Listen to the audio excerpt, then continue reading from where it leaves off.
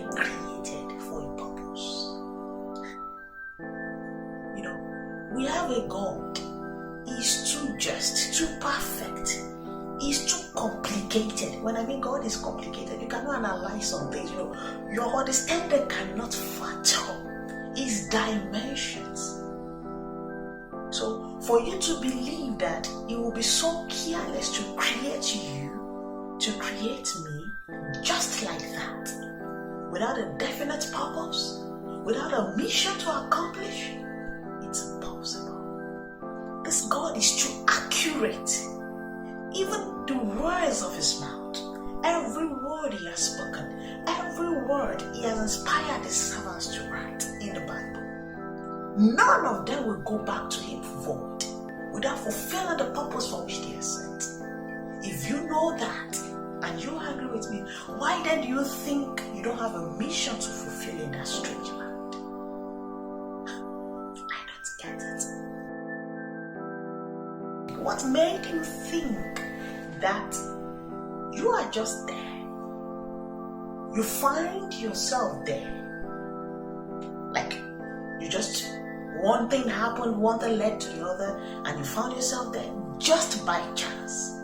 Just like that. It's impossible. Every one of us has a mandate to fulfill. You are in that country. You are in that territory. You are in that mission field. You are there wherever you are. Working as a cleaner, working as a, a babysitter if you're a student, working as a housekeeper, working as an assistant, medical assistant, as a medical personnel, working as a lecturer. You relocated for greener pastures. I don't want to understand the dimensions of your work. Relocated because of ministerial work. I just want you to know, no matter where you are, no matter what you do, it is for a purpose.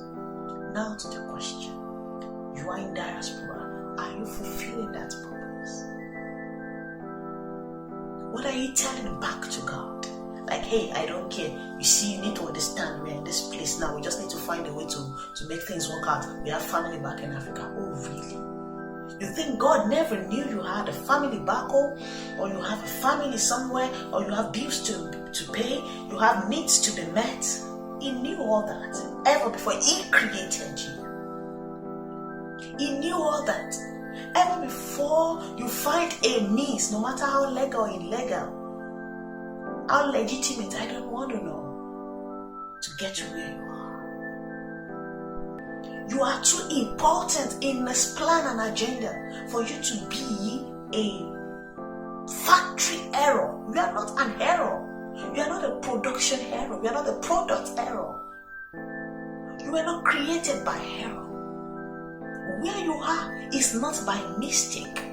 Everything has an alignment in God's scheduled plan. That is to say, you were sent to that place for a purpose. It might not be every one of us should end up being preachers now. That every one of us should end up being like me, talking to your phone and the lights, talking to your camera, no. It might be to influence just a soul behind you. It might be to influence your neighbor, your colleague, your flatmate.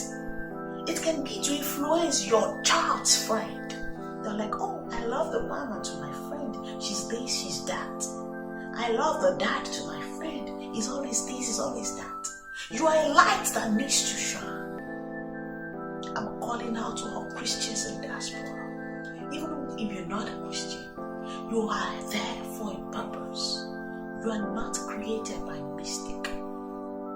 God did not create you just to fill up the earth.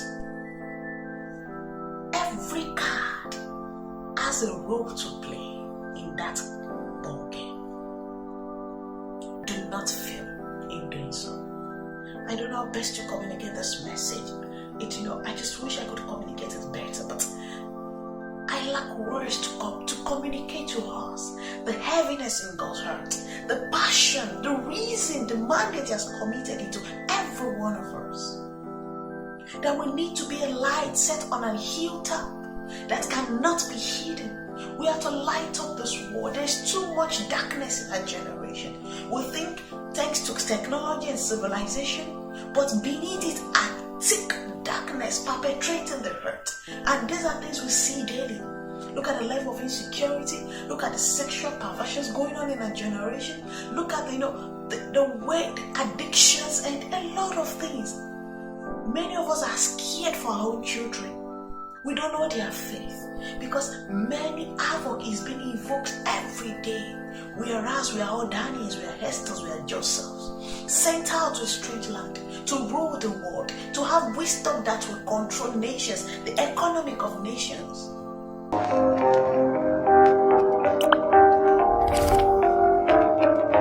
We are to explore the wisdom of God, to contribute to the affairs of nations, to the improvement of the economy, to the improvement of the medical sector, everything, great things for us to do. But we relegate ourselves, getting busy with daily activities, with what to eat, what to drink, what to wear, how to take care of our petty needs. I call them petty needs. I wish we could just see into the eyes of Jesus. I wish we could see into the heart of the Father, his heart, and just to have a glance of what he has in abundance for us. He has so much in abundance for us. Beyond just meeting our daily needs. If only we will stand for him. If only we will rise up to the purpose for which we are created. Being in a strange land does not mean being in a prison yard. Being in a strange land does not mean being in the burial ground. Even Joseph in the prison had relevance. Wherever you are you being of relevance? Are you of relevance to your environment? Are you of help to your society? Are you playing a role? Are you impacting your immediate neighborhood? Can people vouch for you at your working place and say, oh sorry, others may, but that man will not? Or you easily compromise your stand and they don't even know the difference between you and others? Can even your friends, even your enemies say, everybody may be doing this, but I'm sure of this person, he won't? What are your testimonies? You've been in a strange land for years. What are your testimonies? How are you impacting lives? How are you shining forth the light of God? Have you discovered your purpose? In what way are you fulfilling that mandate? It's not necessarily spiritual. It might be your way of life, your modes of talking, your mode of dressing. Everything you do must just glorify God. That is the long and short of it. It's not just about going to churches on Sunday. A lot of people do not go to church on Sunday, but they are far better than so-called Christians. I keep telling people that if no one around you has come to ask you, please take me to your church, you are not yet a Christian. That's the truth. It sounds hard, but let's be blunt. That is, if people have not noticed this calmness, this peace within and without from your life, you don't need to go about, saying, accept Jesus, evangelizing. No. But if people have not looked at you like, wow, for years you've been consistent in your way. You've been disciplined in your way. For years I've seen you fight this good battle, this good fight of faith. I've seen you battle with sickness, yet your faith remains unshaken. If people have not seen that in you, then ask yourself, are you truly standing for God, your Father? Do you truly represent your Father on earth? I want us all to think about it.